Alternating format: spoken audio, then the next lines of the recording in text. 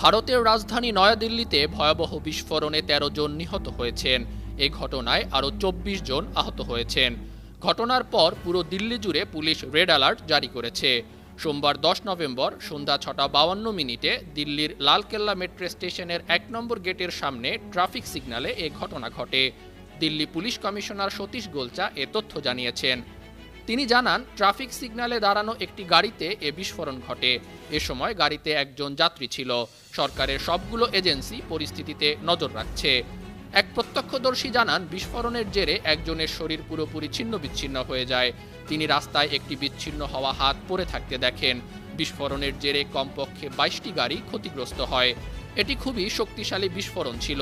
Fire সার্ভিসের ২০টি গাড়ি আগুন নিয়ন্ত্রণে আনে।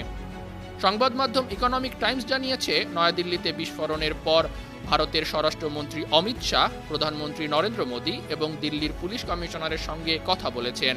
ঘটনার পর থেকেই পুলিশ ও অন্যান্য আইনশৃঙ্খলা বাহিনীর সঙ্গে সার্বক্ষণিক যোগাযোগ রেখে চলেছেন তিনি। আন্তর্জাতিক ডেস্ক, ৫২ টিভি।